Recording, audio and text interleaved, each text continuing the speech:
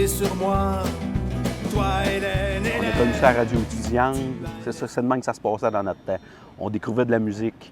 Mais quand on a découvert la musique, on n'a pas accroché tout de suite. On s'est tous dit toute la même chose. C'est quoi ça? T'sais, parce que déjà, ceux qui faisaient la radio étudiante, c'était déjà des marginaux. Fait que c'est après, en écoutant, quand il nous rentrait ça dans la tête, on a commencé à écouter les paroles. Là, on a dit « wow ». C'est là qu'on a dit, et le monde comme moi, c'est quel bord qu'on s'en va? Soit le côté radical du racisme, que j'ai jamais été raciste, mais j'aurais pu aller là-dedans juste pour le paraître, pour faire partie d'une gang. Mais j'ai choisi le côté béru, entre guillemets. Puis aussi, beaucoup dans ce temps-là, qu'est-ce qu'on n'aimait pas, c'est que la mode skinhead, punk, c'était une mode. C'était pas tout le temps une mentalité. C'est ça qu'on avait de la misère. Notre philosophie, c'était la philosophie que les Bérus avaient. Puis, le message qui passait, ça nous ressemblait beaucoup. Fait que c'est ça qui nous a fait rapprocher, puis qu'à force d'écoute, on a commencé à triper, nous autres aussi. Parce que là, on n'entendait pas juste la musique, on avait le tout, là. C'était les messages, la musique qui avait l'air violente, mais il n'y avait vraiment pas de violence dans les paroles. Mais la musique nous engageait. Nous autres, on avait commencé avec la ligne antifasciste mondiale. Ça date au moins des années 86. Il y a eu Rafort qui est parti à Sorel aussi, qui était affilié à Alam. Nous autres, on s'identifiait à eux autres, mais eux autres ne s'identifiaient pas à nous autres. Parce que nous autres, on était des skinheads. Mais des skinheads, on appelait ça des redskins. Nous autres, c'était supposément antiracistes, antifascistes. Mais on était fascistes dans le fond, tu sais, je veux dire, parce qu'on exprimait nos droits par la violence contre ceux qui étaient contre nous autres. Fait qu'ils ne voulaient pas s'adapter à nous autres trop. Ils ne voulaient pas avoir l'image avec nous autres. Sauf que, justement, au show des Bérus, ils se servaient de nous autres pour faire la sécurité. Ouais. Leurs manifestations, ils se servaient de nous autres parce qu'ils savaient qu'on était comme un peu les nomades, comme on dit, tu sais, les guerriers. Fait qu'ils se servaient de nous autres au cas que ça brasse, mais ils ne voulaient pas trop nous mettre politiquement avec eux autres, publiquement. Fait que c'est là qu'ont commencé les relations avec les Bérus puis d'autres groupes de ce genre-là. C'était toujours nous autres qui les suivaient partout, faire la sécurité Québec, Limoilou, il y a eu Jonquière. Fait que c'est là qu'on a eu un lien avec eux autres, là, proche. Là. On vivait avec eux autres pendant les tournées. Puis là, c'est ça, le plus gros souvenir, c'est le fameux 89 au Spectrum de Montréal. Ils ont eu besoin de nous autres. Parce qu'ils sont descendus une quarantaine, cinquantaine de néo-nazis, des membres du Ku Klux Klan. Ils ont entré dans le tas, mais je veux dire, ils ont frappé un nœud.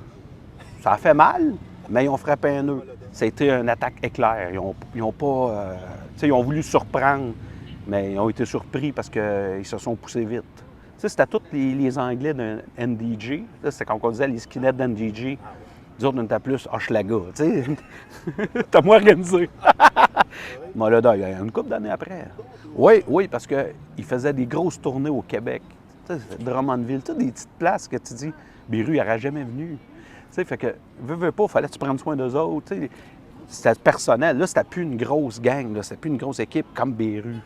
Fait que, tu sais, quand on dit, comme je t'ai déjà dit, je pense que, tu sais, quand tu dis que François, puis le guitariste qui est Spirou, il vient manger du sucre à la crème chez moi, tu sais. Mes parents, il faut en manger.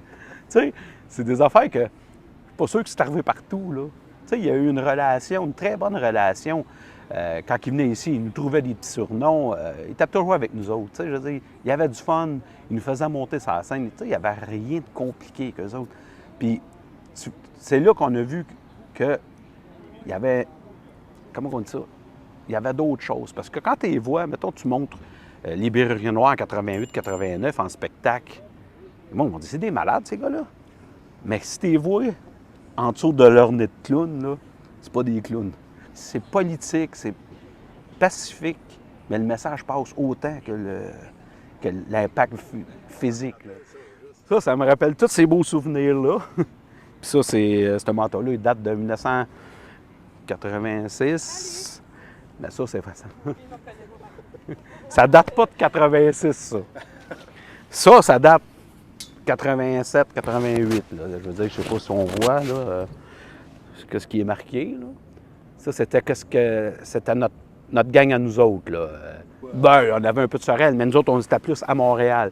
Nous autres, ce qui était cool, c'était multiethnique. On avait... Regarde, c'est comme aujourd'hui. On avait des Juifs, ça, c'est spécial. Des Juifs, il y avait des Noirs, il y avait des gays.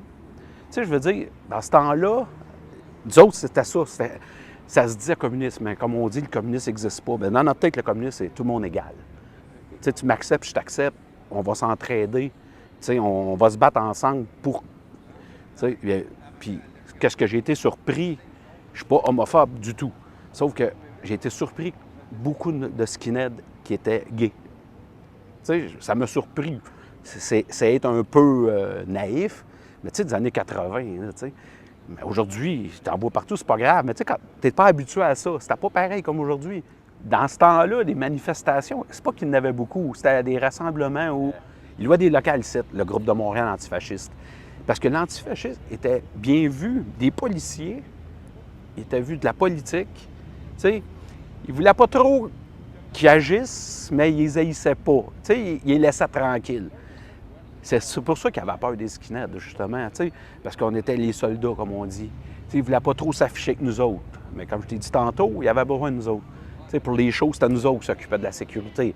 Tu sais, ils ne pouvaient pas se promener n'importe où à Montréal, les rues, là, tu sais, tout seul, comme ça. Fait qu'on était toujours là, discrètement, mais tu sais, on les suivait partout, puis ils ont passé quand même... Il n'est jamais rien arrivé pour eux autres, ici.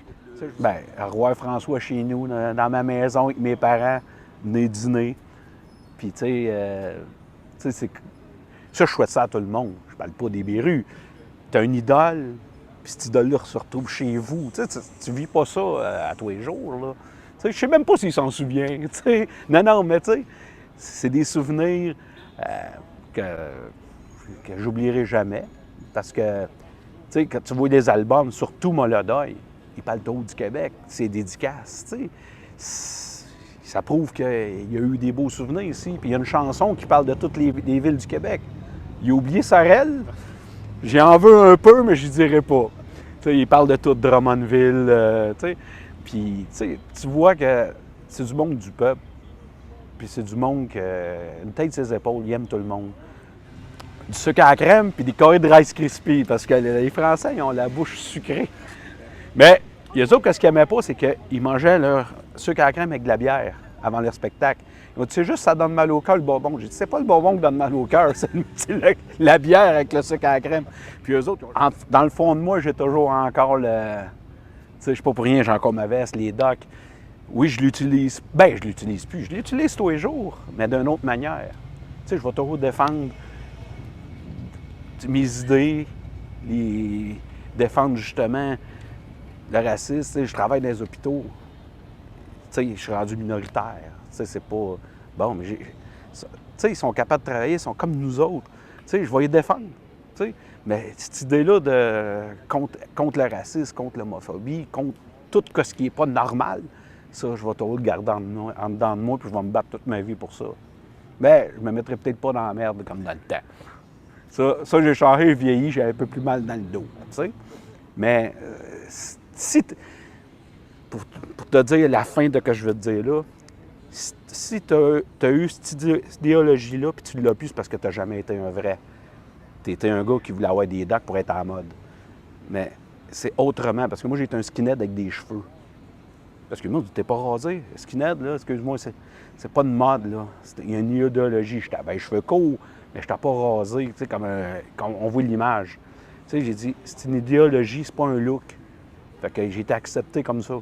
Puis je l'ai encore, puis je l'ai dit, t'es un bomber, ça veut pas dire que t'es un skinhead. Des docks, non, tu peux avoir l'air de ça. Mais moi, j'ai rencontré des néo-nazis, quand ils arrivaient devant moi. Ah non, mais j'ai dit, garde, je vais te respecter si tu tiens ton idée. Mais si tu arrives devant moi avec une croix gammée, puis tu fais à craindre que non, je suis pas de même, je te respecterai pas. Tu sais? Moi, je vais te respecter si devant moi, tu dis ton idée pareil. On va régler ça.